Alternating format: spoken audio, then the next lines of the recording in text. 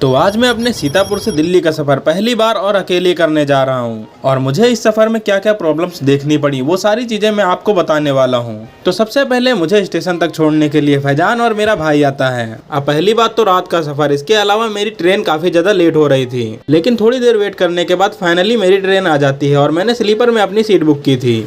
अब अपनी सीट पे बैठते ही सबसे पहली प्रॉब्लम मुझे मिलती है अपने सर के ऊपर लगा हुआ पंखा, जो कि चल ही नहीं रहा है। खैर हवा तो मुझे दूसरे पंखों से भी मिल जाएगी, लेकिन ये ट्रेन काफी ज्यादा मुझे परेशान कर रही है, क्योंकि इस ट्रेन ने मेरे 9 घंटे का सफर पूरे 16 घंटे में तय किया है। अब इसका रीजन ये है कि ये ट्रेन हर बड़े स्टेशन पे लगभग आधा से 1 घंटा रुक रही थी और मैं अपना टाइम काटने के लिए कभी गाने सुन रहा था तो कभी बाहर के व्यू के मजे ले रहा था।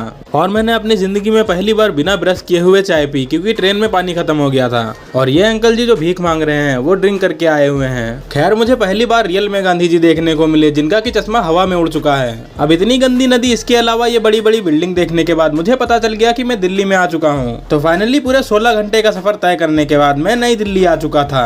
अब स्टेशन पे इतनी ज्यादा भीड़ देख के मेरी पहले ही फट गई, क्योंकि दिल्ली में सबसे ज्यादा चोरी होती है। और थोड़ा सा डर मुझे इस बात का भी था क्योंकि मैं अकेले था। इसके अलावा इतना बड़ा स्टेशन देखने के बाद मुझे पता ही नहीं चल रहा था कि मुझे एग्जिट कहाँ से करना है। लेकिन जैसे तैसे करके मैं कश्मीरी गेट की तरफ निकला। उसके बाद मैंने उबर किया और निकल गया जहाँ पे मुझे जाना है। अब दिल्ली में आके मुझे ये पता चला कि यहाँ पे मर्सिडीज भी टैक्सी में चलती हैं। खैर फाइनली मैं वहाँ पहुँच गया जहाँ मुझे जाना था। अब कल का दिन कैसा होता है वो अगले व्लॉग में दिखाऊंगा।